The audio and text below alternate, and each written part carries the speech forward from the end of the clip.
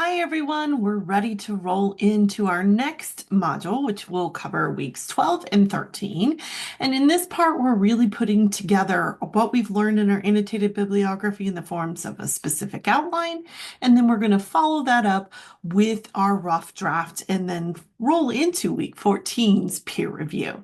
This video is essential for you. And I know I keep saying that, but I can see who's watching these and who isn't. And it corresponds with the questions that I'm receiving. So please make it a habit to watch this video. And I really suggest that you only listen to the part specific to what task you're working on. I'm going to go in chronological order of what is due, and then come back and revisit that video once you've completed that task so that you stay on track with the whole trajectory of each of the pieces of what we're doing, because everything builds on itself. And that is extremely important in weeks 12 and 13.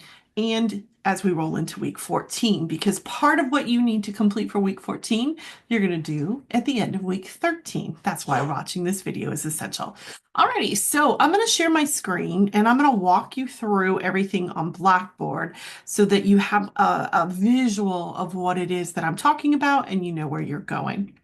So the first order of business, of course, is to find our module. We are in weeks 12 and 13.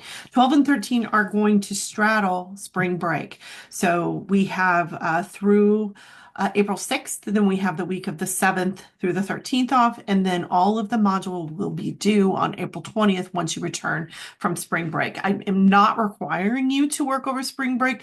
I know some of you will want to work over spring break, and that's fine. I'm still around. My day job, teaching high school, will still be functioning. My Kennesaw State job, they've already had their spring break, so I am around through email if you have questions throughout that week and want some support. Whew, I'm tired for a Sunday morning. All right, just like always, you have your pieces that you need to complete for this module. We're going to start with weekly overview and checklist. And when I click on that, it's going to bring up information with deadlines on it. And this is a really good place to make sure that you're going back to, excuse me, to make sure that you're completing everything on time. You can see that the outline is going to be due before spring break. It's going to be due April 6th. Your rough draft for me to review, and you're going to submit that with your self-reflection, is on April 20th. The self-reflection and the feedback to the same assignment, but I wanted you to make sure that you have both of those and are turning them in, is also due on April 20th. And then finally, your rough draft for peer review needs to be submitted in week 14's module into that discussion board. Now, you don't need to complete it, but you need to submit yours by the 20th. And here's why this is important. If you fail to submit these pieces on time, while you might receive a grade, you will not receive feedback. And feedback is crucial at this point.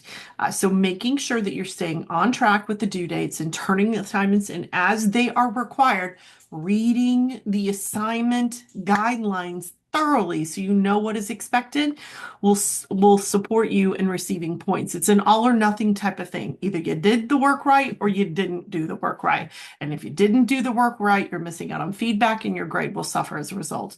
So it's extremely important that you follow everything that I'm going to say about the assignments going forward to make sure you're on the right track. Okay, so that is our weekly overview and checklist. This is just like it's always been. It's the big picture. Some people really like the big picture, want to know what the end goal is. If that is you, it is listed here for you. It is for the entire essay process. I'm going to break down specifically what parts of that process are due this week. So let's start with what is due by April 6th, and that is your outline essay. So I'm going to view instructions. And I've got it laid out for you here. So the goal is to create an outline, allowing me to understand where you are moving the pieces of your essay to. No matter what structure you use, some people like to use visual and use a mind map or a brainstorming map. Some people like a detailed out example. I've got one of those below for you. Regardless of what structure you use, it must include your narrative as a piece of the introduction where it explains how you're going to use that, your thesis statement, at least 3 developed body sections. Now notice I'm not saying body paragraphs. That's something totally different. in which you're giving me an idea of the main idea and supporting details of those sections. You must have a counter argument and rebuttal section. Now, some of you are going to want to put that into each of the 3 fully developed body sections. So you have that laid out in each part. That's fine. That works perfectly well. Some of you are going to want to have one body section that is only going to be the counter argument and rebuttal. And again, that is okay as well too. You also must talk to me about your conclusion. That's separate than the 3 fully developed body sections. I want to know whether you're going to channel your inner Cinderella and give us something to talk about and discuss more, or if it's going to be a superhero charge call to action. If you don't know what I'm talking about, go back and review your information on the writing process where I go into that in detail. And also, I want to know exactly how you are bringing in those pieces of portfolio too. Some of them I'm going to lay out for you specifically, and some of them I'm going to ask you to use your own judgment where you want to bring them in. But I need to know what that looks like. So I've got a sample outline for you here. Here's my introduction, and what it does is setting the stage. But this is what you're including in your introduction: a narrative, hook.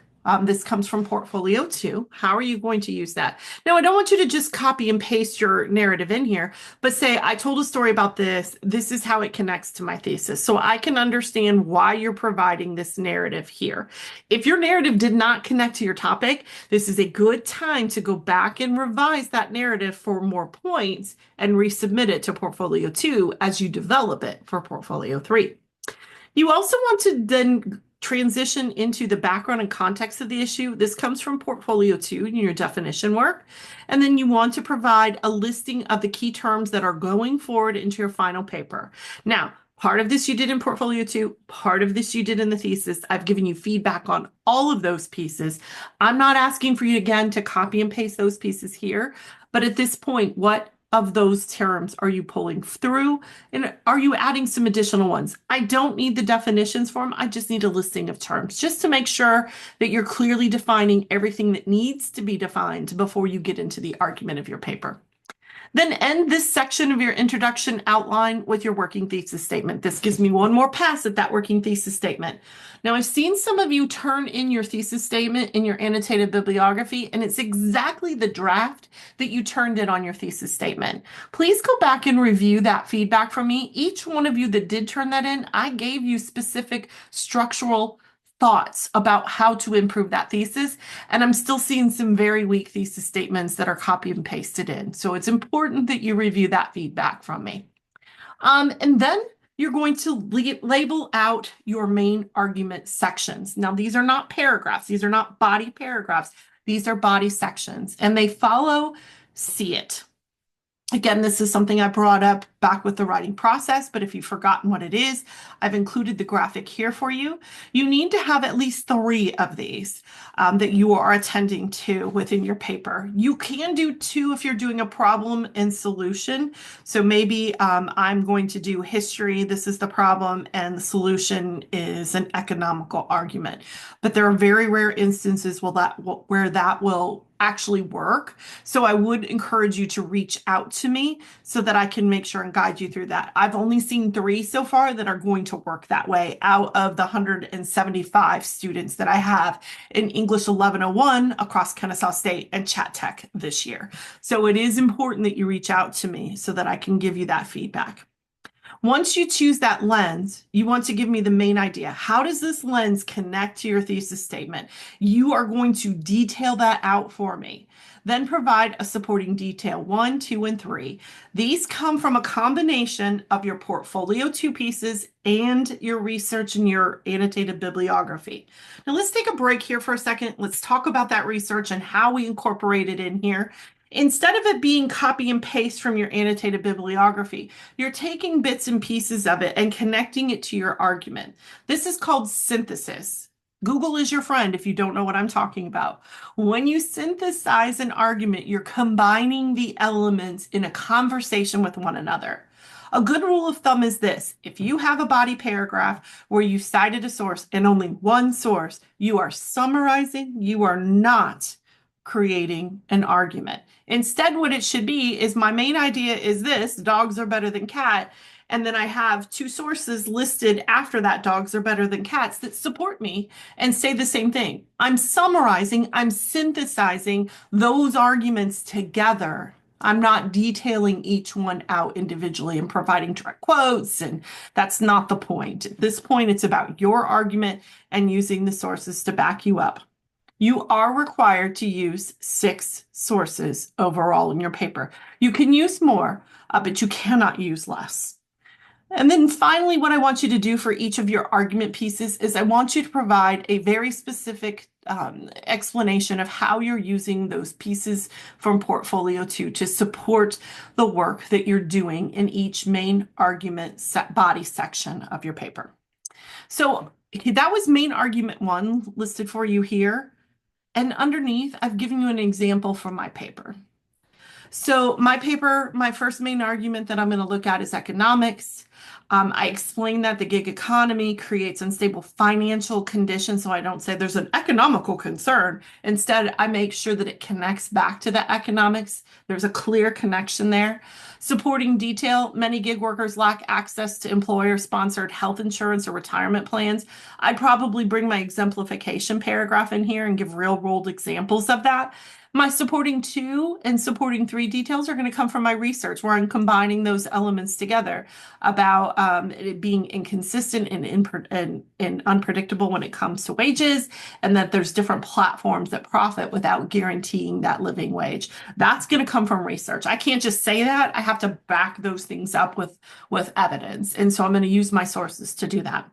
And then I'm going to repeat this process at minimum of 2 more times from different pieces of CIT. I'm also going to look at safety, and I'm also going to look at the idea of history, because I'm really fascinated with the idea of the gig economy coming from gig work in the music field. Particularly, it started back when jazz musicians would be paid to come in and play at a club one night, and then they'd be paid for their time and they leave.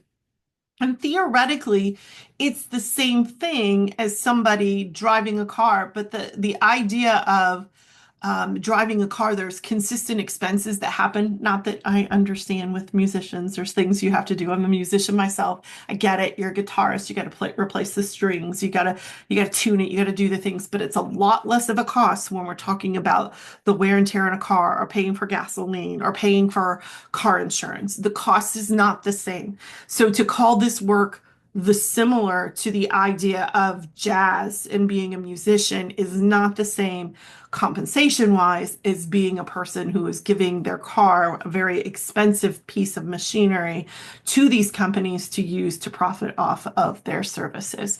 So I want to really bring in that time and history as a big part of what I talk about. So I'm going to do economics, safety, and time and history as my 3 parts. All right, so that is what you're turning into me in your outline, and you're going to submit it to this assignment window here. It is due April 6th by 11:59 p.m. and then go have a great spring break. All right, so we're back. It's April 14th, and it's now time to move from the outline to the rough draft. And what you're going to be doing with this is just simply drafting an essay. The instructions are here for you. Here's where this gets a little sticky. There are 2 submissions to this, and that's why you see over here that your attempts to submit are unlimited. And it's either a 0 or 100. Once you see that 100 populate or a 0 populate, you know that you either did the assignment wrong and you're out of luck on the review and the feedback, or you did it right and my feedback is posted. So what you are going to do is draft your essay just like you would in any other English class. You're going to submit that draft. It needs to be a completed draft. Do not submit a partially done draft. And how I'll know that you've done that correctly is you've also filled out this document here. This document is a Word document. It's in a table format for you to do a self-assessment of your essay. Once you've submitted both of those, I will go in and I will assess your writing, and I will give you feedback specifically on what you put in the self-assessment that you need help with. Now, you heard me say that number earlier. I have 175 students across Kennesaw State and ChattTech that I teach 1101. Those aren't the only students I teach. I also teach senior English. So as you can imagine, that's a lot of feedback I get to give very quickly. I will not provide feedback to you on what you don't have included in there. So if you say all's good in your self-assessment, I'm going to say, great, go on. So please make sure that you are honest and reflective on this self-assessment so that you can get some honest and reflective feedback from me as well. All right, once you've submitted it here, then you are done with week 12 and 13, except for one piece. You need to go to week 14 and you need to go to this discussion board where it says initial post is due on April 20th, and you need to submit your rough draft here as well. I'll get into how to conduct that peer review when we come back on April 20th. You'll see a post from me about how to do the peer review over that week. But if you do not submit it by the 20th, you forfeit the points on the peer review. And as you can see, these points are really tight, as is the turnaround for all of the information within this week. All right, y'all, that is it for week 12 and 13 and headed into week 14 and going through spring break. And after that, we literally have our final draft and your final exam, and you have completed successfully this course. Just to keep these notes in front of you so that you are reminded of these pieces. April 6th, your outline is due. April 20th, you need to submit your rough draft, your self-reflection, and a copy of your rough draft to the peer review. I also want to remind you on April 20th, that is when all revisions for Portfolio 1 or Portfolio 2 are due. After that date, I will not accept revisions because I need to have the time in between assessing the other pieces to give you feedback on that and give you an additional points. Please read my feedback so you know exactly what to do. While I get that it's tempting to just submit to get points, like I didn't use MLA, that's 10 points, let me submit it. You are wasting both of our time if you do that. Look at all the feedback, attend to it, submit it, and I will reassess. At this point, I'm only reassessing once. I will not reassess twice. So if your first submission is just MLA and you want to go back and fix it, I'm sorry. At this point, I can't do that just because of the sheer amount of paper that I got to grade before you're done with this course. So making sure that you're doing what you can to support yourself in being successful in this course is essential. I hope that you're on the right track. If you're not, if you're confused on things, please email me. But do note that I can see who watches these videos and who doesn't. And quite a few of you are in the doesn't category. And I'll push back on you and say, go watch the video, then come back to me. That's just because when you're working in an online course, you have to be a little bit more self-sufficient. Trust me, there are different nuanced things for in-person that they struggle with as well. So I hope that you are on the right track. If you aren't, please reach out. I'll be happy to help out and guide you to where you need to go. Have a great 2 weeks. Have a great spring break, and I'll see you on April 20th.